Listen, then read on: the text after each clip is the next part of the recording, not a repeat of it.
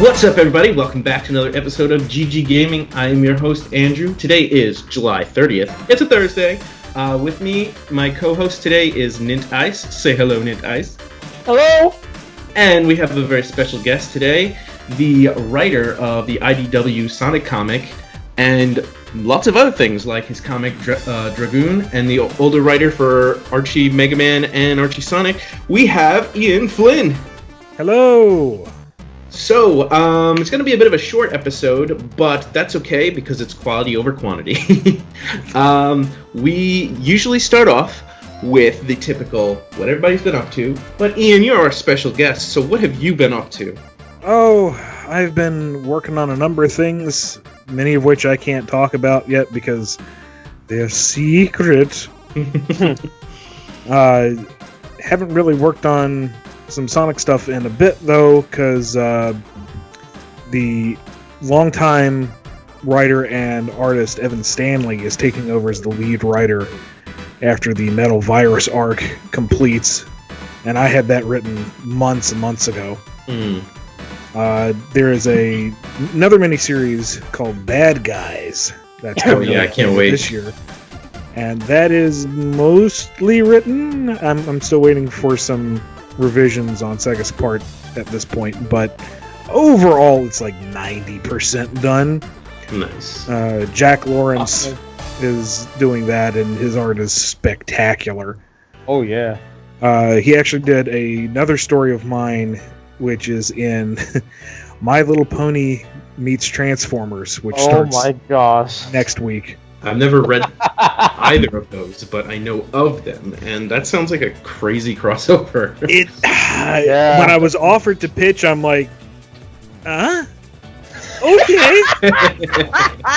I don't blame you. And like, I am a passing fan of My Little Pony. Like, I appreciate it, but I never really got into it. Mm-hmm. And most of my Transformers lore knowledge dates back to G1 when I was like 8 and watched the VHS tape of the Dinobots episode until the VCR broke. So I had to do a fair amount of research for those two, and while I'm at it, I'm like, okay, so how do? And believe it or not, the ideas actually came fairly quickly once I started getting into the lore and the characters and, you know, what fun stuff you can do with it. So I've got stories in issues 1, 2, and 4. Number 1, I believe, comes out next week. Or is it this week? Comes out soon. So it's the comic with the pastel horses and the big car bots. You can't miss it.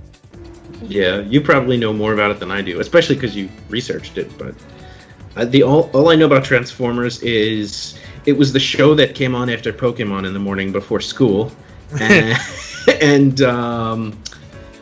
for My Little Pony, I know the old version, the toys. I remember seeing the commercial where they go, "My Little Pony." That's all I know about My Little Pony.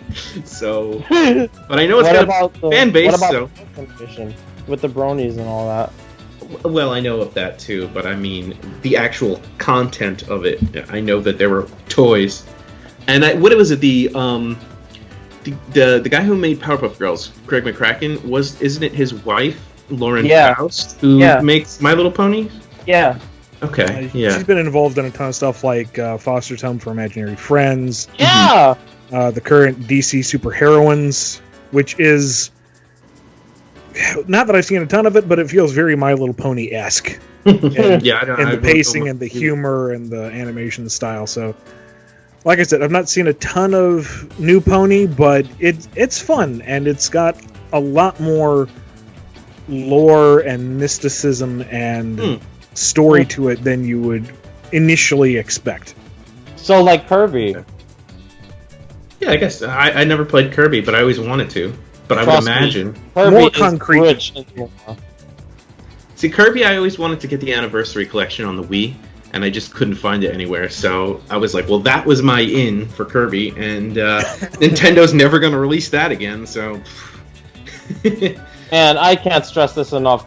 People really overlook Kirby's storytelling. It's really deep and cool. I'm sure it's a lot of fun too. It looks like it's fun. Yeah. So Ian, have you been playing any games recently?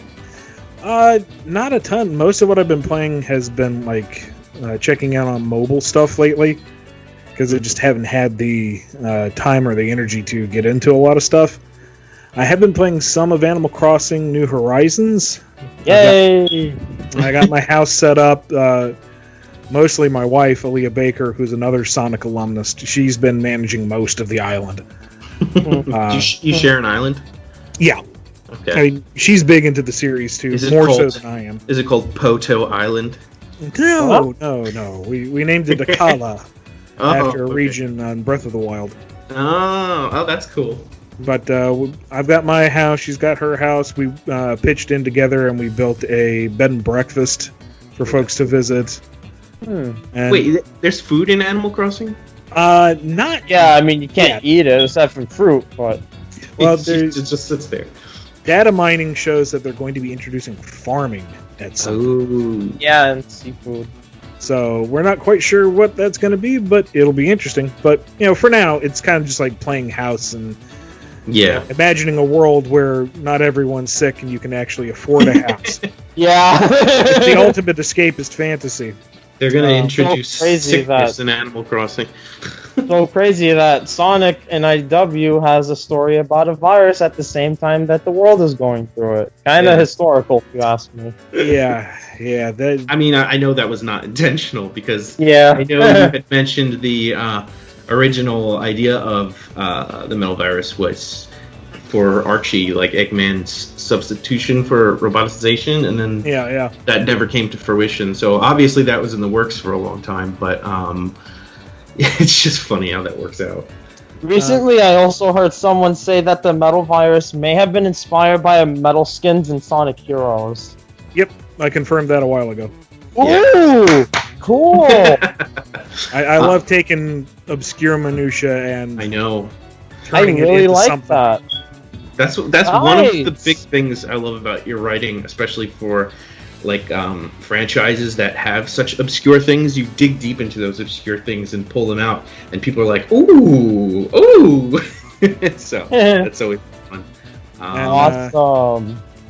The other thing I'm currently devoting entirely too much waking hours to is Tales of Crestoria. I don't know if you're familiar with the Tales of series at all.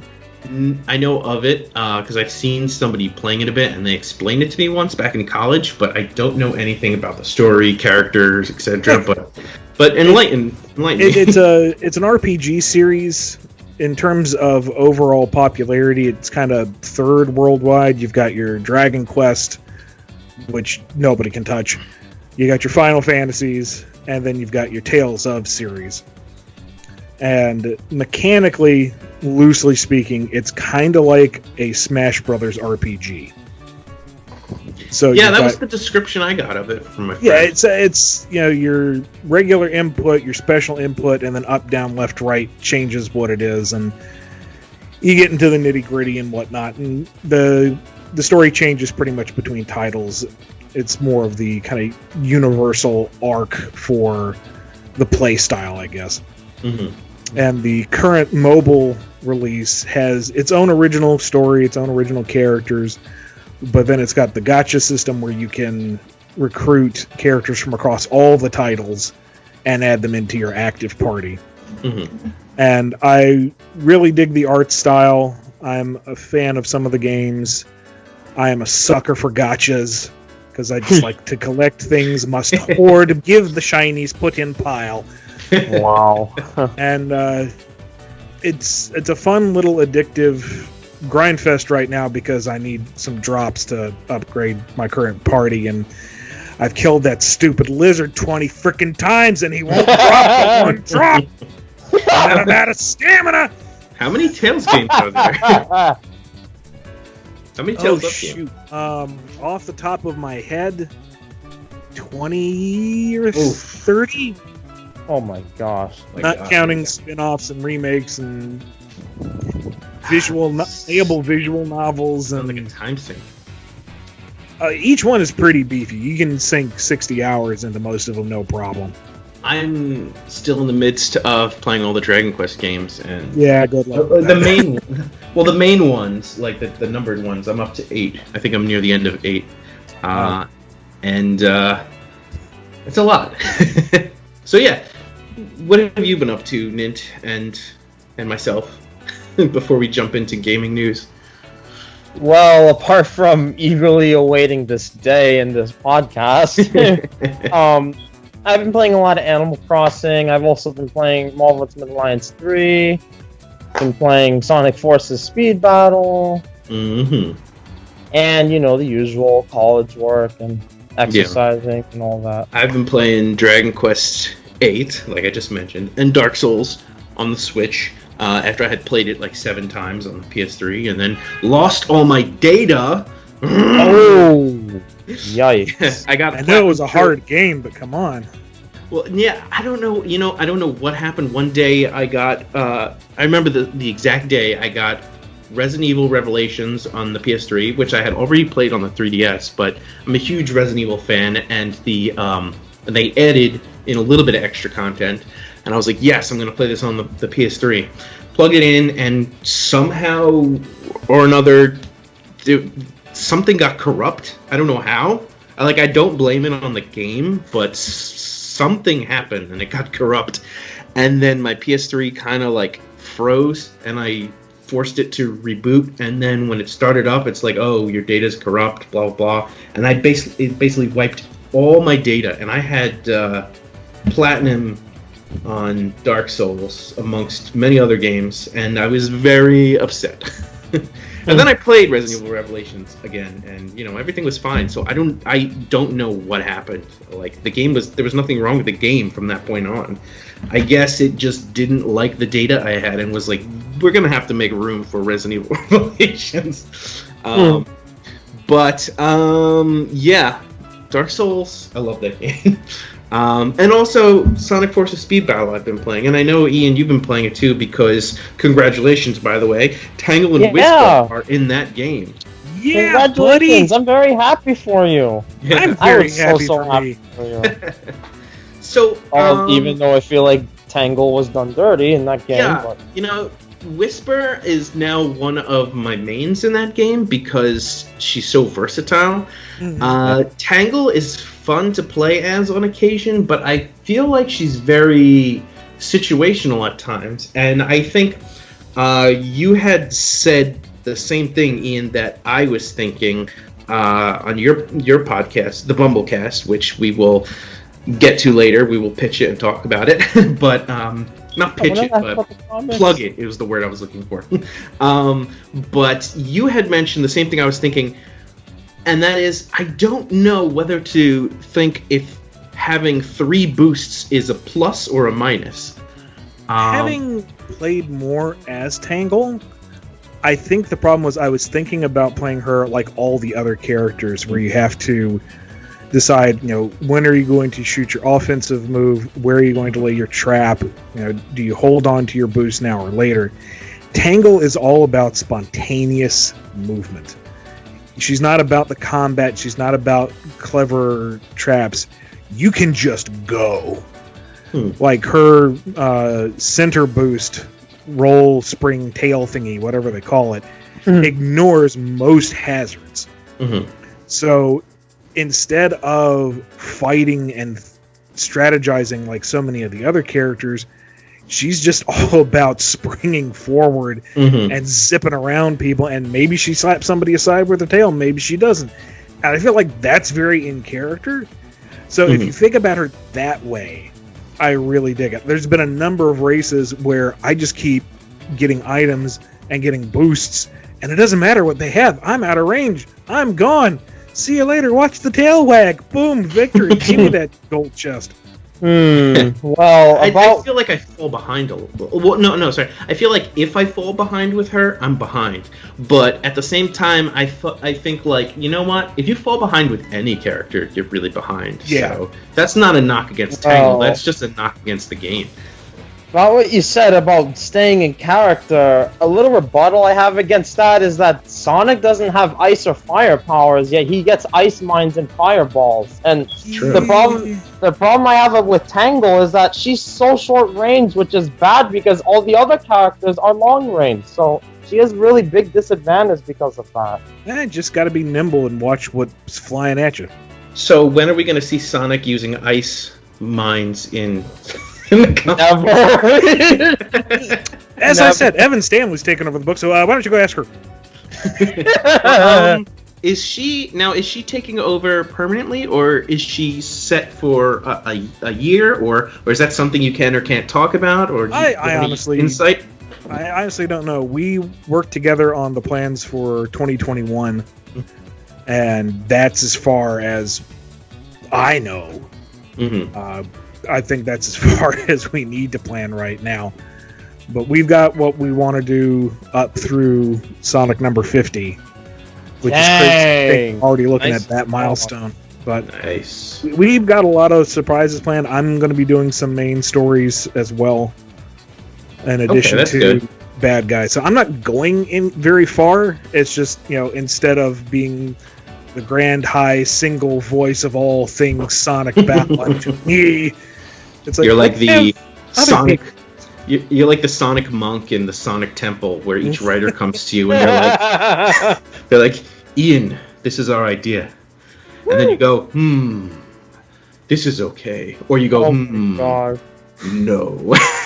It would be nice to have that level of control, but no. Yo, that's Sega. Sega's in the Sonic Temple. So many nice volumes to collect, though. Yeah. Oh, yeah. Mint is actually up to 24, and he reads the volumes, so he doesn't know the latest 5 issues. So I don't want to spoil I'm a huge fan of the comics, though. I love them so much. I love them more than the games. That's how much I love. I'm glad you enjoy. I think we'll keep it spoiler free. Yeah, I think a lot of people think that too. But surprisingly, there are people who think the opposite. So I guess to each their own, Everybody, sure. I think, has their own favorite Sonic media/medium. So, I'll get the bias one out of the way. I love the fact that Blaze gets more, I guess in this case, page time. Because I really feel like she's underused in the games, especially for what she was created for. Mm-hmm. Okay. That's true. Yeah, I was actually talking to Nint about this because I think you had mentioned this, Ian, but the reason Blaze is not in the Metal Virus arc is because she would kind of be OP against the Metal Virus? There was a few reasons. We had some early concepts, and things would have potentially gone too dark for an already kind of grim story arc. Yeah. And it was another level of complexity that we just didn't need in the story at the time. Everyone. Yeah, that was one of the concerns. And we could have addressed it, but at the same time, with everything else we've had going on in the story, it's like, do we want to include that moral conundrum plus a character who is... The whole interdimensional thing just adds another... tangle. Spider-Verse. So it helped give the first arc some closure by her going home, because the whole point of her showing up was because the Emeralds told her there was an issue. But we haven't seen the last of Blaze. She'll be showing up. Yay!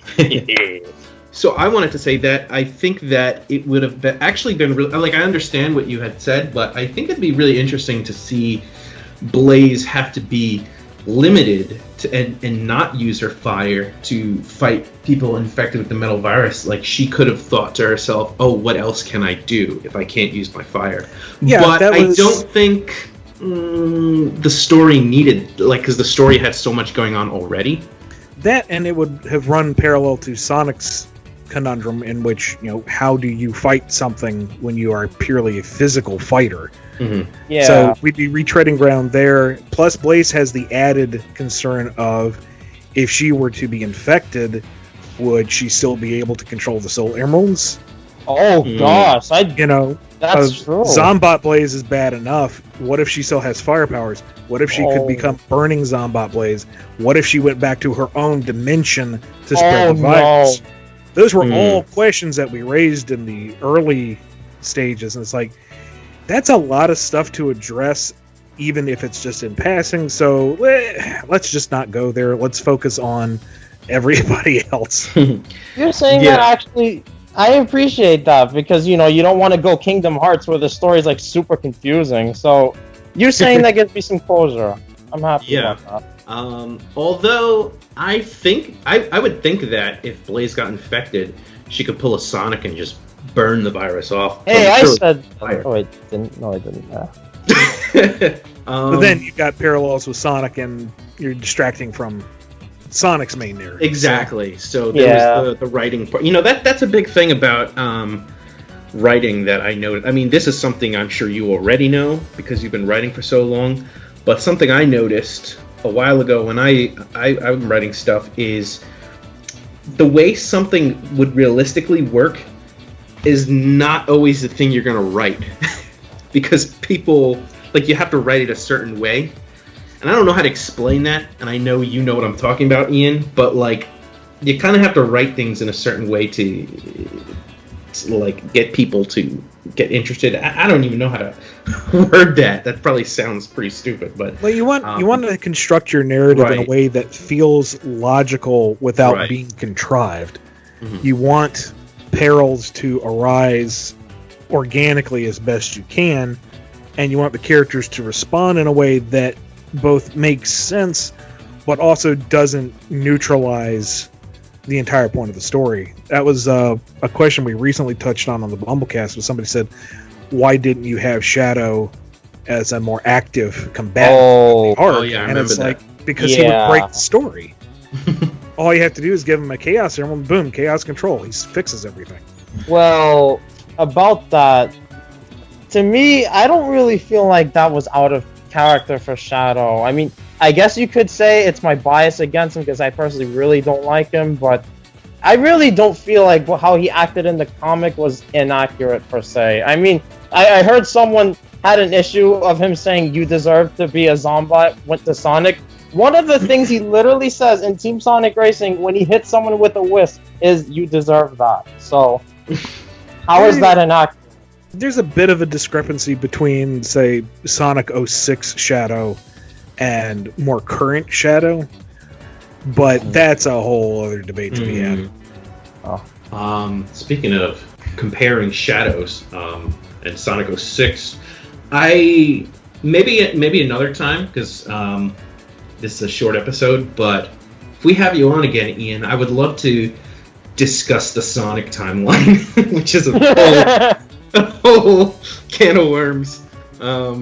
Oh man, I got so many questions to ask, but I know we don't have much time. It's making me really sad. Well, I'm going to let you ask a lot of the questions because I ask most of mine in the priority Q&A on the BumbleKast.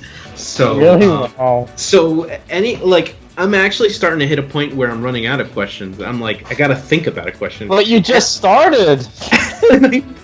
and I actually missed out on the last two priority Q&As because I forgot to ask. And then when I finally asked, it was after Kyle had compiled the questions. So I got one coming. I'll just wait for the next BumbleKast for that. Speaking of which, before we jump into some interview questions or just questions in general, Ian, would you like to plug your BumbleKast and Drogune? Yes, please. Once you're finished listening to this lovely show and whatever else these gentlemen have for you, you can listen to my podcast, the BumbleKast. My co-host and I, Kyle, talk about just general nerdery things, but we've actually recently restructured the show to be pretty much entirely Q&A, because that's what people want.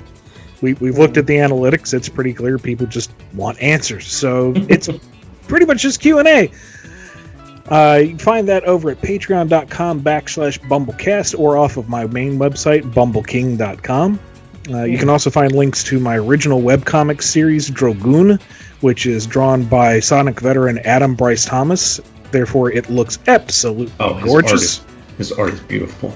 The story itself is on a brief hiatus as we work on another related project, and just there's only so much time in the day. But while the story is on hold, instead of those pages being updated, I will be updating the lore pages, so you get nice juicy chunks of background info on what is the world of Drogune. So that's drogune.com or patreon.com/Drogune. Once things have settled down, Adam will be returning to doing monthly gift art for patrons over there. And I will provide all the links in the description, and we can plug it again before we close up the episode. You're good people. Thank you. Thank you. Drogune, I have to read that. I was purposefully waiting to get a backlog of pages, and because it's on hiatus now, I think it's the perfect opportunity to jump in. There's about 40 pages up right now, so you have plenty of reading to do. I have a guess as to what the secret project is, and I'm thinking it has something to do with the Shonen Jump thing going on, contest. Can't talk about it. Yeah, I know. Because I'm doing that too. That's why. Oh, everybody's throwing their hat in the ring. Yeah, I don't expect any win, but I'd be damned if I didn't try. You know. That's the whole thing, man. You gotta try. Like exactly. Ryan Jampol of Mega Man fame is doing a submission, and it's like, oh well, I know can't get first place anymore for sure. Oh well. But yeah, but you know. I'm excited because it's Ryan, and Ryan does just good stuff. I'm hoping, and I'm doubting this, but I'm hoping that there'll at least be maybe runner-ups that they could mention, and that would be nice publicity just to get your series mentioned. And sure. That's my goal. I want to get mentioned. I want people to be like, what's that? All the submissions are publicly visible, so right. You know, maybe if Shonen Jump doesn't take a shine to it, somebody else who's browsing through might see. So right. And nothing ventured, nothing gained. Also, I noticed a lot of them aren't following the rules, so I think to myself, oh, maybe I stand a chance, because they specifically ask for certain things: a reading right to left, black and white, under a certain amount of pages, complete story, and I'm like, oh, a lot of these are not following that rule, so maybe they'll just be kicked out. Never mind, a lot of them are super derivative. But anyway, not to take up too much more time, and I would like to hear the answers to Nint's questions, because I get my questions answered every week. So take it away. Take it away. Okay, so going back to the Zombot arc, there's something that really made me curious as I was reading it, because I got massive vibes. Did you watch The Walking Dead before writing this story? Because I got huge vibes while I was reading this. Nope, never read Walking Dead or any zombie media, really. I don't like horror. You're writing a story. I actually am a huge weenie when it comes to horror stuff. I can't stand it, but apparently I can dish it out. I just can't take it. I know the tropes, I know the structure, I know the mentality behind it, but I haven't actually really consumed a lot of horror media. That reminds me a lot of what Dragon Ball creator Akira Toriyama, I mean, who doesn't know who Akira Toriyama is, but I had to throw in Dragon Ball creator for anyone who didn't know. Anyway, that reminds me of something he said, where somebody asked what kind of comics or manga he likes to read, and he said, I don't read manga, but I like to create it, so... Actually, I'm kind of in the same boat as Ian, because I don't like having nightmares, but I'm actually pretty good at writing some dark stories. I don't like nightmares, but I like giving them. Ouch, that's kind of dark. Okay, Dark Rye.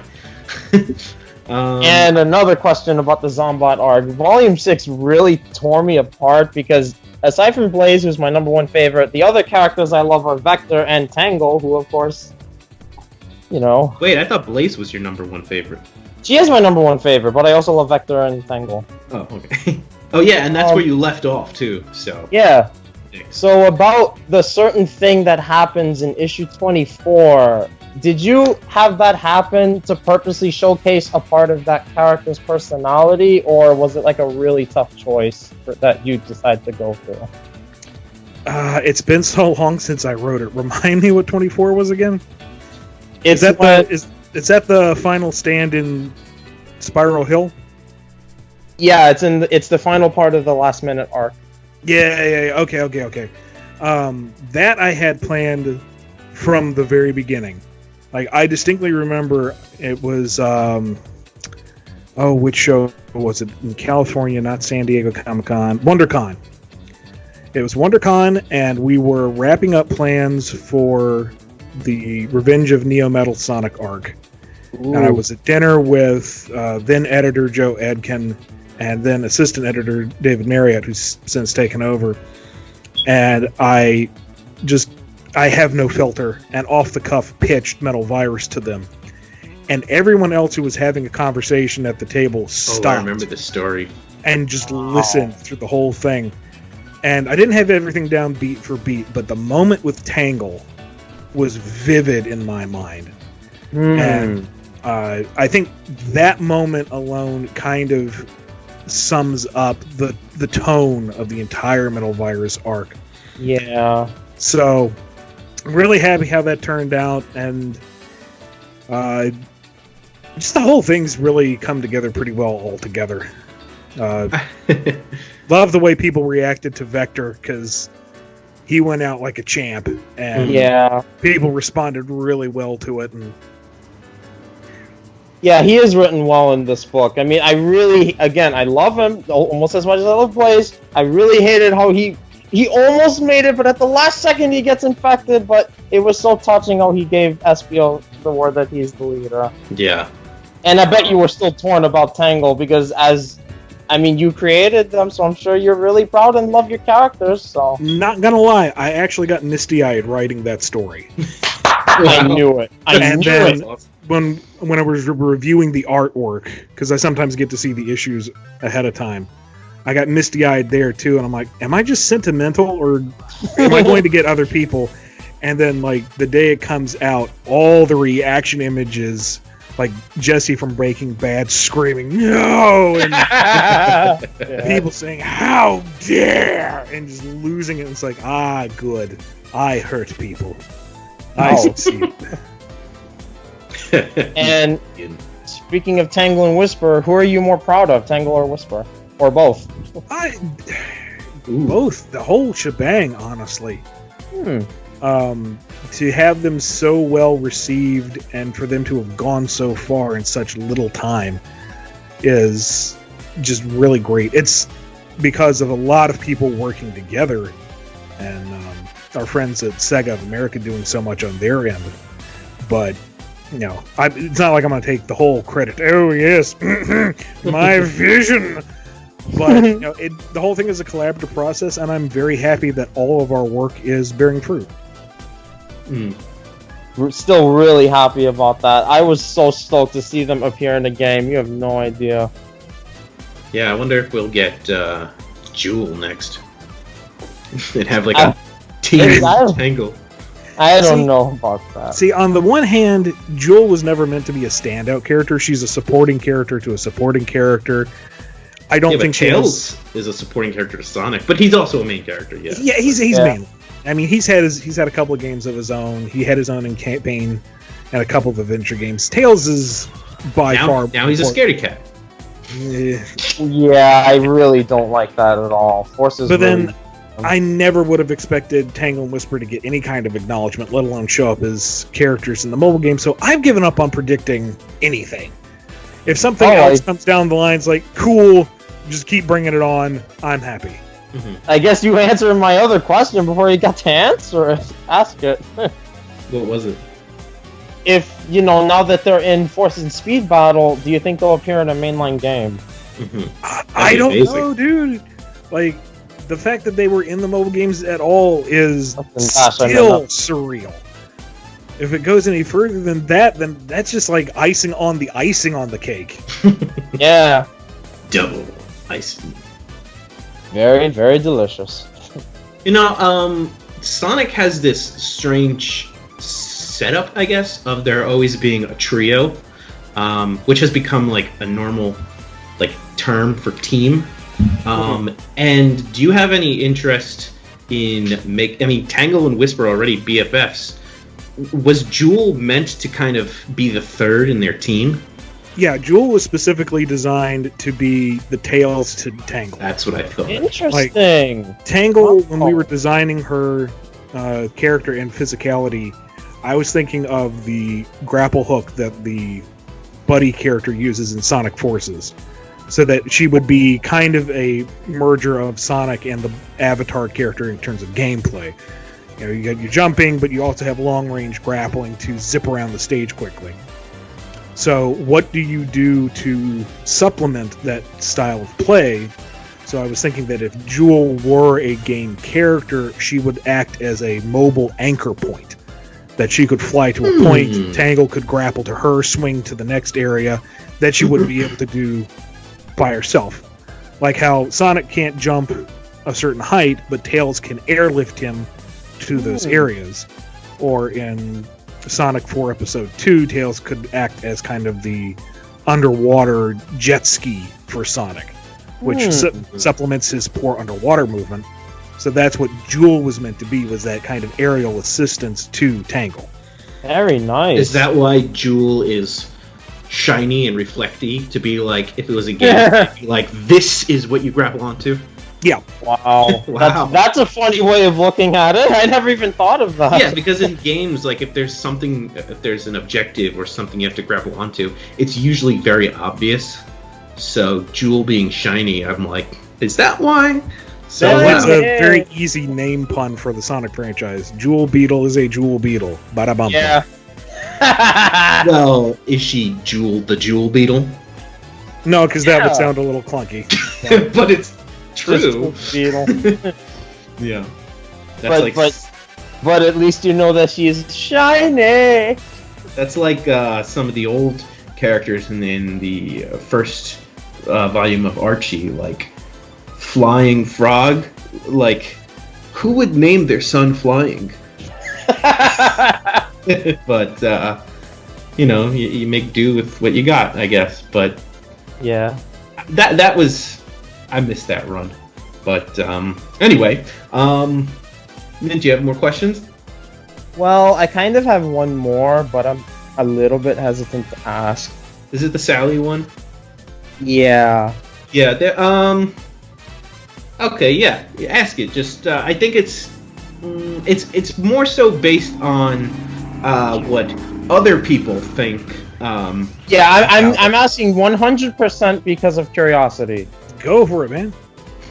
Okay, so I heard that in a comic called Other M, Sally randomly gets shot in the head. And about Archie, personally, I'm not the biggest fan of the Archie run, but I've seen that she actually at one point dies in that comic, and that's another comic where she randomly dies in. So, what's up? What's that just about? Well, yeah, I didn't think the fan reaction or limited fans. I think this question is based on what a lot of people asked was basically, do you hate Sally? Which I don't think you do, but no, but people will draw connections where they want to. I haven't heard the deep dive of the Other M connection. That's funny. For context, Other M, not Metroid Other M. That was another disaster. My Other M was a super, super angsty, grim, dark, alternate reality Sonic fan comic from back in like middle school, when I thought I understood what darkness and maturity.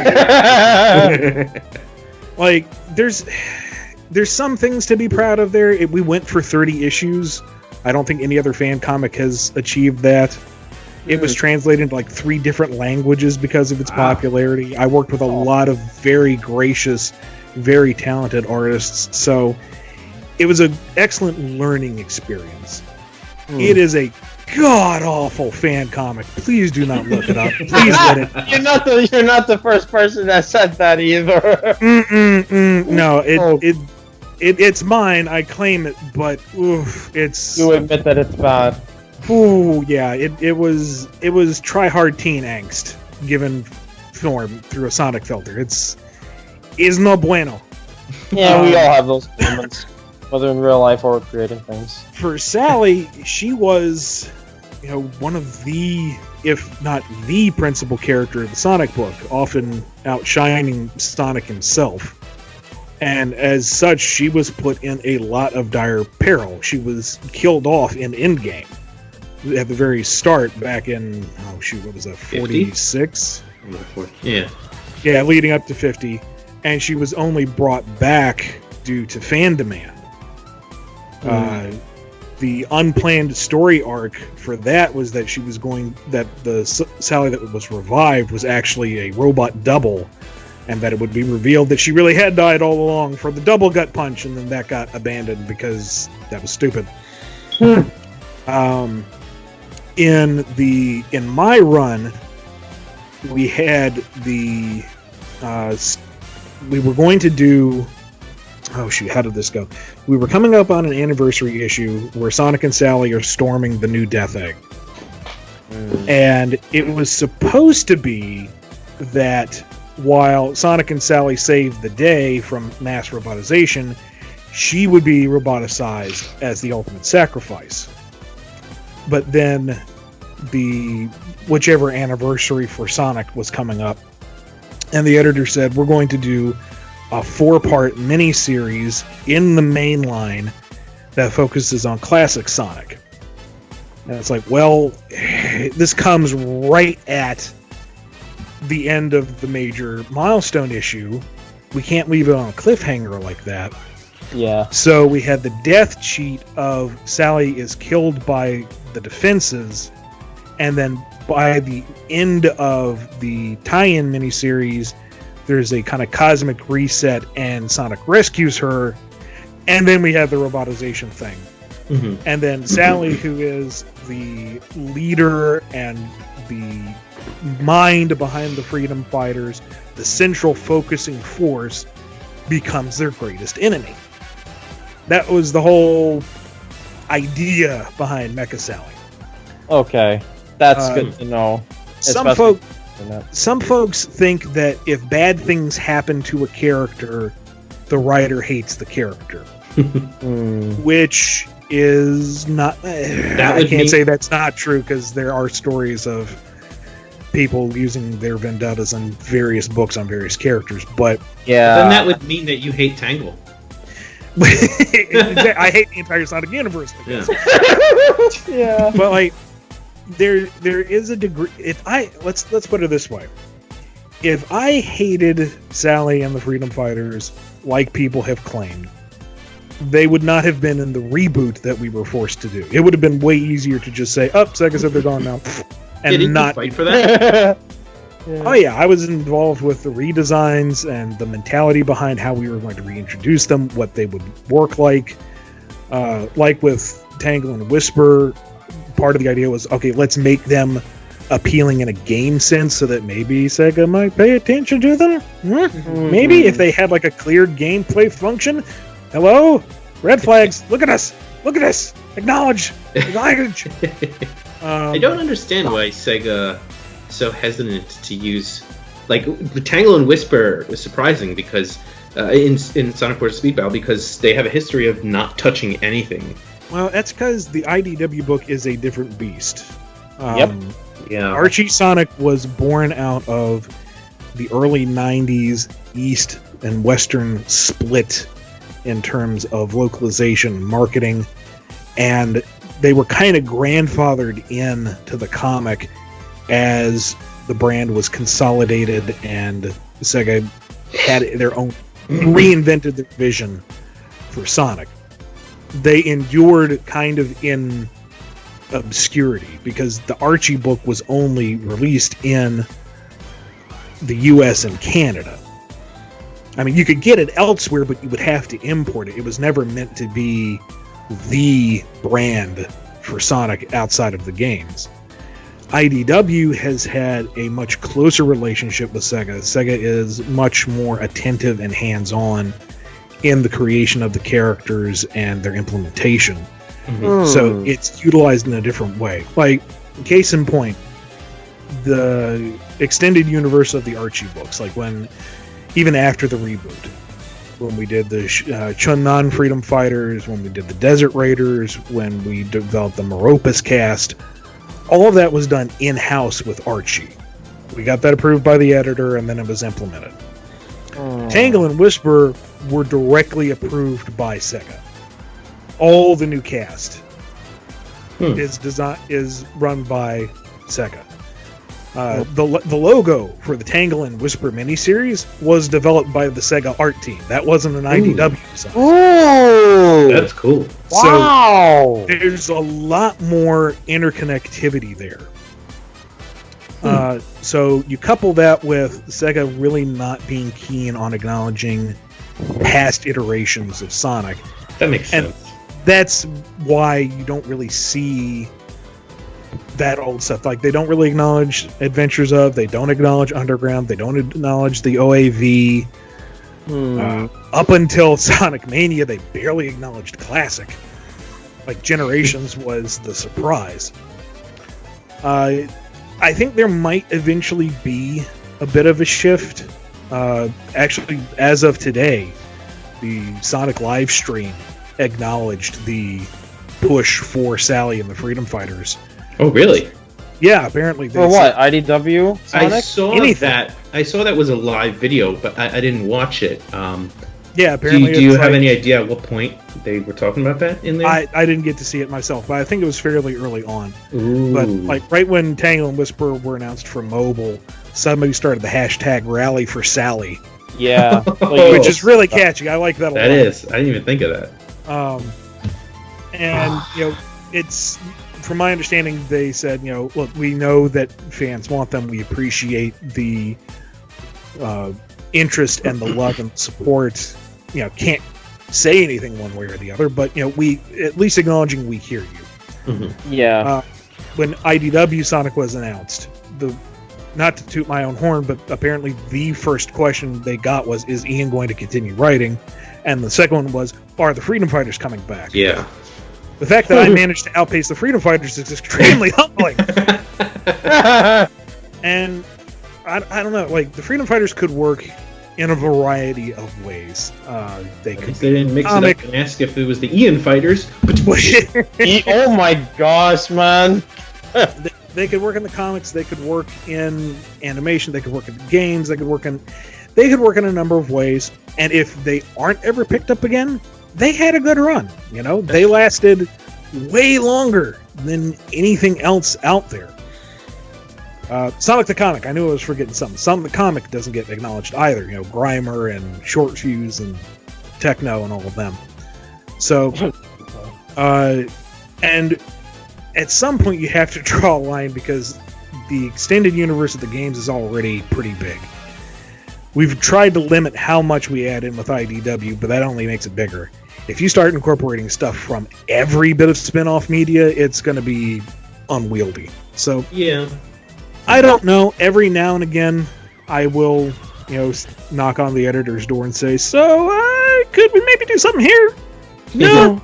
I like seeing like a little sprinkle of like an old nod character thrown in, like in your Archie run, just like seeing in the Sonic the Fighters adaptation, it's like, oh, here is the 6S or S6 Scratch Grounder and Coconuts, like just randomly characters sprinkled in, and oh, there's Breezy. It's always cool to see that. Like I said, I love taking all the old minutia and finding ways of updating it and folding it into it. So, yeah.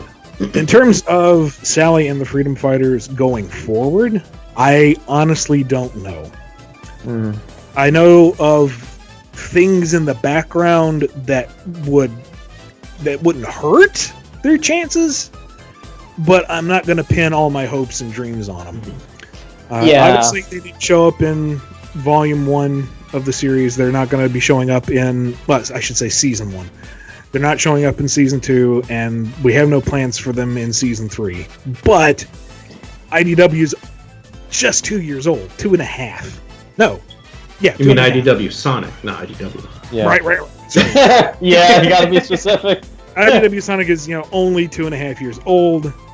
There is so much story that can be told. There are so many things we can do with it. Like, So I'm not going to say never. I'm also not going to say, hold your breath waiting. I don't know. I really don't know. I would be cool with them coming back. I would be happy to see them again. I would also not be surprised if they've been retired permanently. I don't know. Yeah. Yeah, and I don't really blame them. I mean, if you were to include Sally, and this is something that I think about too, because I've been thinking of including her in a kind of a secret little story of my own, you'd have to kind of like change her character a lot to fit in, like Tangle and Whisper work because they were put in a story that fits with the game's canon. So basically, you have to make Sally fit with the canon too. Yeah, and that's something else I don't think some fans understand is that because a lot of what people think of in terms of freedom fighters came from the Archie books, and that is off the table. That was under different contracts and different agreements and different mindsets when it came to the marketing team. Whatever comes next will most likely have to be a new iteration of the characters, which is fine. You can do some fun stuff with it, but I don't think people realize just how much is Archie exclusive. Like Antoine being a coyote. That's comic only. He didn't have his species inside of him. Really? Wow. He didn't have does a that tail mean you inside can't? of him. Does that mean you can't make him a coyote? Or? Probably not. I mean, Kind of like, because of Penders, you can't make your echidnas. technically speaking, Sally isn't officially a chipmunk. She didn't have What? She didn't have a defined species. Oh my goodness. There's an interview with the late Ben Hurst who says, somebody asked him, why does King Acorn look like a fox or a cat? And she looked like a chipmunk. He's like, yeah, we probably should have figured out what species they were at the start.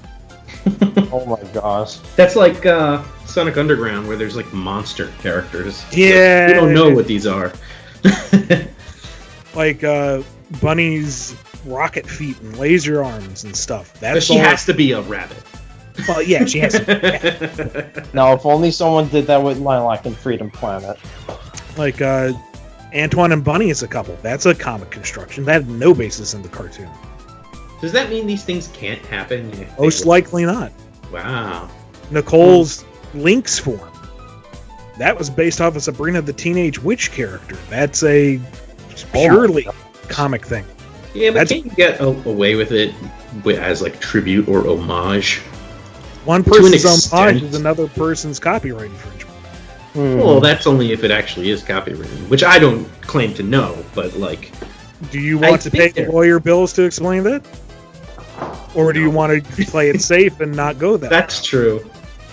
But I thought that there was like some leeway on things in general, like when you pay homage or tribute, like you can kind of skirt around things if you only lightly touch it. I mean, South Park does it all the time. But, South Park's also kind of a media behemoth with Comedy Central's money to back them up. That's true. Most people would not care, and some of them might even be, kind of what's the word I'm looking for? Flattered. Yeah, it's the same thing with folks who want to send me their character or story ideas. It's like I can't, because for the 99 people who would just be thrilled to see their OC in the book, even for a panel, there'd be that one person who would demand royalties, who would raise a stink, who would say that I stole ideas, and would torpedo years of work trying to establish myself within the public sector. Mm-hmm. It sucks. It's dumb, but it's easier to create something new or do something in a safer capacity than run the risk of getting mired in some kind of legal brouhaha that you just don't need to do. Shark bait, hoo-ha. Well, speaking of the freedom fighters, my personal headcanon is based on their cameo Easter egg, not even like canonical appearance, but just the Easter egg that Adam Bryce Thomas did in the Sonic Forces digital comic. Yeah, I'm pretty sure we edited that out once we found it. Really? Oh, yeah. Because I like to think I like to think they exist in the world somewhere as like a faction of the Resistance, but like they just haven't interacted, That's interesting. It's kind of like, because the Resistance / Restoration is literally like the game equivalent of freedom fighters. Like they have factions all over the world. That would have been a perfect time to introduce them, wouldn't it? Yes. Oh my gosh! Did you literally just roast yourself? That's what I thought. I was expecting that, but it's not could like have been is a long list with Sonic Forces. Well, that doesn't necessarily mean it can't happen if it gets approved, because it's not like the comic explored it yet. But it's like they didn't go around the world exploring different factions or anything. So, like, there's always time to do that if the chance ever happens. It's just like, I really thought it was going to happen. Because, so sad. But anyway, I think that pretty much is going to wrap it up for today. Again, all the links are going to be in the descriptions, but Ian, would you like to plug really quickly one last time the BumbleKast and your Drogune comic? Yeah, head over to bumbleking.com. That is my personal website. It has my release schedule, everything I'm working on. It has links to the BumbleKast, it has links to Drogune, links to just about everything associated with me, or you can follow me on Twitter at Ian Flynn BKC. Perfect. And Awesome. all my links are in the description. I don't want to say them all because it's annoying. Yeah. And so there you go. Well, Ian, it was awesome having you on. Hopefully you get to come on again one day soon. You're always welcome. And I'm looking forward to more of your work. Can't wait to read more IDW Sonic. Thank you very much. to the series. Yeah. And although I officially announced it, but very teasingly, which I probably should have waited till had more stuff, Ian and I are working on a project together. And there will be more information soon, so you can look out for that. Things are still going along nicely. I know, Ian, I throw some things at you once in a while, like, oh, check this design out for this character and stuff. But yeah, you can stay tuned for that. That's going to come out hopefully sooner than later. But yeah, that's exciting too. So, alrighty. Till next time, guys. See ya. Bye. Take care. Take care. Hey, you copied me. I did? I don't know. I just said take Kinda care. did.